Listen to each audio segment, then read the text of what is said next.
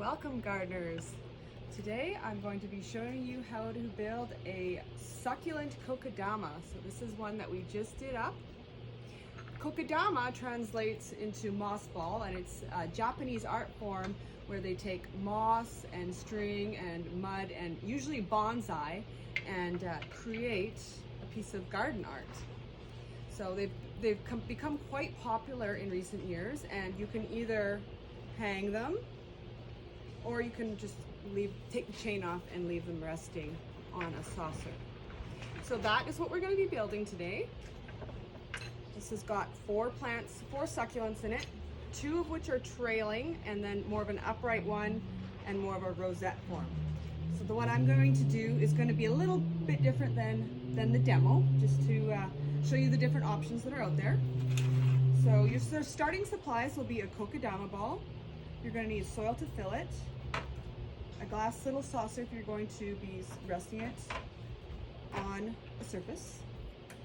We have our little mint moss to just accent and cover in the soil as it grows in. And then we've got topsy-turvy aloe vera, happy bean, and for this one, instead of string of pearls, we've got some donkey tails. So we're going to start by filling our moss ball with some soil. There's quite a bit of capacity in this kokedama. And if you do want to try our kits you actually have to wrap the string around the moss, so there's a little bit more involved. So this is kind of like the express version of a kokedama. So you want it quite full because we're only putting 4 plants in there, and you want to just gently tamp it down. Your soil should be slightly moist. So I've got about 1 inch from the top right now, so I'm feeling like that's enough to put my succulents in. So I tend to start with my tall succulent. Just dig a little hole with my finger, press it down so it's maybe 1/2 inch below the rim of the kokedama. This guy doesn't want to sit straight for me, so I'm going to have to kind of hold him. I'm going to take my rosette aloe vera. There's a few brown dried up leaves that I'm going to remove.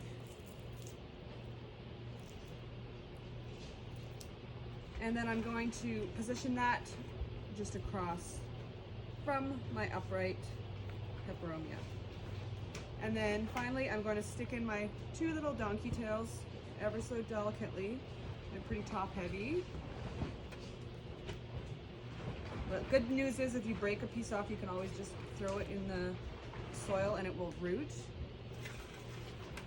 Go around to the other side. There's actually not a lot of volume at the top here. There's lots of depth, but not a lot of surface area. So all we've got room for is 4 plants. You could, if you have little gaps, you could add a little bit more soil, or just tuck in your moss right into that and add a few pieces. Okay, so my kokedama is planted. Now I'm going to take my accent little mint reindeer moss and just tuck in a few pieces.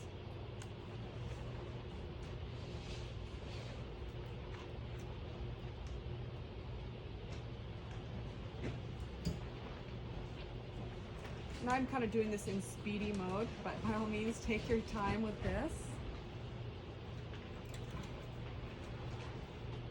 Okay.